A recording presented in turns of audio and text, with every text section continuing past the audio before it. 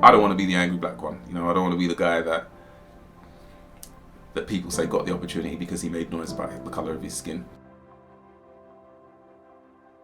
So my job title at the moment is Director of Program Leadership. I work for a company called Orchard Therapeutics, who focus on gene therapy in pediatric rare diseases. So the company basically uses a therapeutic platform that inserts corrected versions of a gene in a person's genome and allows them to produce those genes themselves. So it means that diseases that have got sort of genetic origins can be corrected, which has historically been quite tricky to do. So my role in the company is I'm responsible for 2 programs, and those programs are basically a medicine, right? And the development of medicines normally starts in a lab and ends up when they're sold. And so I have responsibility for coordinating all of the experts that will move a drug through that particular process.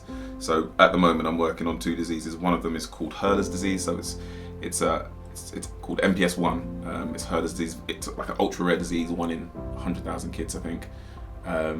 Super rare, super difficult to treat. And the other one I'm working on is a disease called Sanfilippo, which again, super rare, 1 in about 100,000 kids. But the stuff that we're working on at the moment looks quite promising. So my gig could be quite varied. It can be, I might be speaking to somebody about the science of it, or how it's manufactured, or what they need to do, or how we need to get it to sites, or I might be working on a clinical trial, or I might be thinking about, the commercial landscape and what that looks like, who we're competing against, what it's likely to give us, is it going to give us a return on investment, what's the cost of goods. It's quite a broad role that gets to work with a lot of different sort of functional experts in order to sort of move the drug along its development pathway. So how long did it take to get to that position, and I guess where is the goal? It's with my career, it's one of those things. So it's taken me, this is I think my 16th year, I'm coming on to 16 years now in industry. So I did my 4 years of undergrad, I did 3 years of masters, and then I did a PhD part-time, which took me about 6.5 years to do. So I finished that a couple years ago, but the masters and the PhD, so almost 10 years of that was whilst I was working full-time as well. In terms of my career, I've never really been like, this is where I'm going to go, this is what I'm going to do. I've kind of just floated along, seen stuff and been like, I can do that. And then I just give it a go, and I've been fortunate enough that actually stuff's fallen my way. So the goal at the minute is just the sky, wherever I reckon I can get to, because all I do is look at somebody and think, if you can do that, then there's no reason that I can't do it. And actually, the reason I got the PhD was less so because I need it, because there are plenty of people who do my gig who don't have PhDs, and more so because, well, for a couple of reasons. Firstly, can I do it, right? Can I be disciplined enough over this period of time to do this thing? The second is, the idea of doors being closed to me, for whatever reason, doesn't make me comfortable. I don't like the idea that, you could get this job if you had this thing. So I just think, I need to stack the cards in my favor, right? Because there are things that aren't stacked in my favor. And I think the PhD was just one way, it's almost my insurance, right? If all else fails, I can say that I've got a PhD, and for that reason, instead of my lowest expectation being here, I feel like the PhD means it's there. And when you said some things aren't stacked in your favour, what do you mean? I mean, I don't have the same network that some people have in order to move around, the old boys club. I'm black, I'm male, my industry is I think it's predominantly female. There's not that many people of black origin that work in the industry in terms of being represented in companies that I work for. So that there are some, obviously there are some, there's a number, there's an association of them, but I think the association was created because there weren't that many of them. So those things don't work in my favour, and I think, if you get a CV and you've got Tom Smith and then you've got my name, which looks pretty convoluted, is there a chance that somebody might have some kind of unconscious bias or conscious bias and be like, I don't want that guy because his name sounds like he's foreign? Potentially. So I just think, stack cards in your favour, get a master's, PhD, indisputable. Now, I feel like it's a much fairer fight. Have you encountered many situations in your industry where you feel like maybe there's an element of discrimination, but because you can't prove it, you almost need to dance around it? It's a great question. I can't think of specific examples related to my own progression that I think I've not got this because of either my name or my colour or where I come from. That doesn't mean it hasn't happened. And I guess the beauty of privilege is that you don't have to think about it.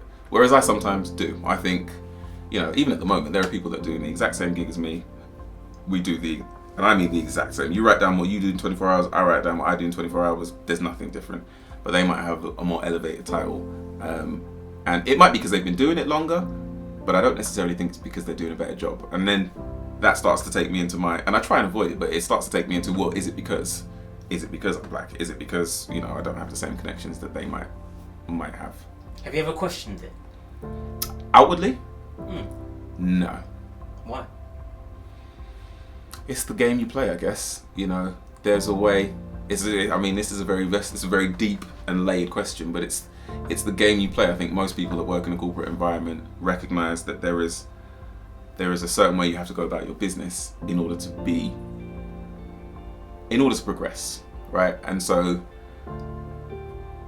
in order to ensure that you look after what it is, because for the most part, I'm thinking about what can I do, what legacy can I leave, and how can I impact my immediate family. The further I go forward, the more people can see me going forward, and that's important to me. So I don't want to stunt my own growth or my own ascent because I focused on one particular thing that I may or may not be able to control. But equally, I do feel sometimes that does that make me complicit?